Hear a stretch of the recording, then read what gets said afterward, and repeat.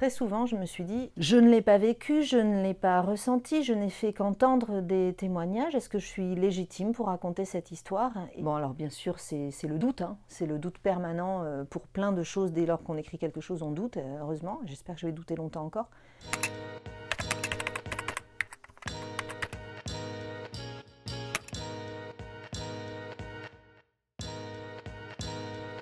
Alors, c'est l'histoire de 4 jeunes filles dans 4 époques différentes qui vivent toutes le même drame, la tragédie du viol et ses conséquences. Et j'ai décliné sur ces 4 époques les manières de réagir en fonction du poids, de l'environnement politique, culturel, social, sanitaire éventuellement, puisqu'il y a une jeune fille qui vient en 1990, donc le poids du sida est là très fort.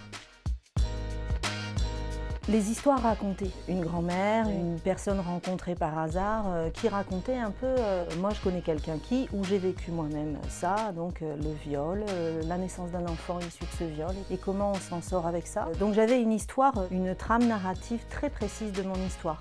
Mais j'arrivais pas à me lancer. Quelque chose me manquait pour vraiment démarrer dans cette histoire. Je sentais que raconter juste comme ça, ça ferait flop par rapport à l'intention que j'avais. Un jour, l'idée de la structure narrative que j'ai choisie avec ces 4 jeunes filles, qu'elles vivent la même histoire en continu, m'est arrivée un peu comme une claque, quoi, hein. C'est comme ça qu'il faut que je fasse et ça m'a plus lâchée. Claudine, c'est la jeune fille qui vit en 1936, donc l'entre-deux-guerres, le poids du patriarcat, le père très autoritaire, le poids de la religion. Je tenais absolument à ce que la religion soit, pour cette jeune fille-là, très très forte. Parce que dans les témoignages que j'avais reçus, parfois, c'était vraiment très important. Ensuite, Isabelle en 1973, juste après mai 68. Donc, l'idée d'une libération sexuelle, l'idée d'une libération de la femme, mais qui n'est qu'une idée pour le moment, qui est encore purement théorique et dans une petite partie de la population. Puis, les premiers scandales, Gisèle Halimi, le droit à l'avortement, tout ça, c'était prégnant à cette époque-là. Ensuite, il y a Amandine en 1990. Donc là, j'avais moi-même 17 ans en 1990, donc le poids du sida, les irruptions d'Act Up pendant les cours, tout ça, je l'ai vécu vraiment. Donc, et puis ce démarrage de la sexualité avec le poids de cette maladie atroce, et puis aussi l'environnement culturel qui existait à ce moment-là. Et la dernière, c'est Marie en 2010, et là, c'est le poids des réseaux sociaux, l'influence de cette vie étalée. Enfin, dans le cas de Marie, puisqu'elle se met à distance de tout ça, mais tout en, elle peut avoir un œil sur tout le monde, savoir ce que tout le monde pense, ce que tout le monde entend, et c'est ravageur, c'est destructeur, c'est dévastateur. Et le titre, La bête en elle, qui m'est venue dès les premières lignes du roman, dès que j'ai commencé à écrire le roman, et c'est seulement après, curieusement, que j'ai compris pourquoi ça m'était venu.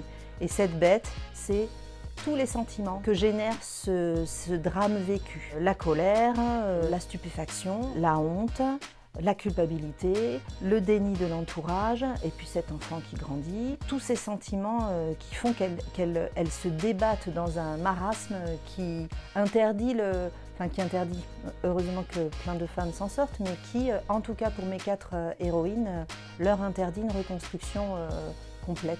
C'est la bête qui grandit, qui est là, qu'elle muselle, impossible à libérer, mais impossible à oublier, les détruit de l'intérieur.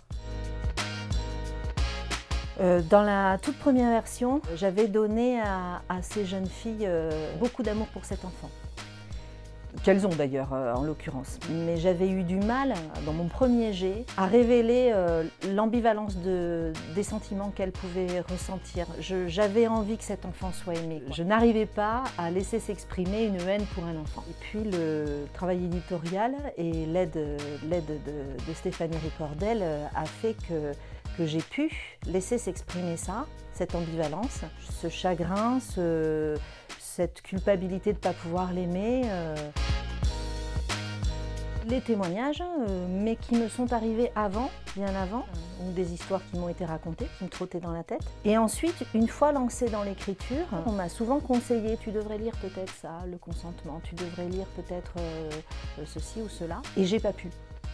J'ai pas pu du tout. Mais sur le moment, je pense que j'avais besoin de chercher en moi ce que l'on ressent dans une situation pareille, l'imaginer et pas forcément m'attacher à des histoires précises ou des romans précis ou des manières de voir précises d'autres auteurs. J'ai laissé faire mon empathie de femme. Je ne l'ayant pas vécu moi-même, j'ai eu besoin en fait de laisser faire mon imagination, nourrie de l'histoire ancestrale des femmes.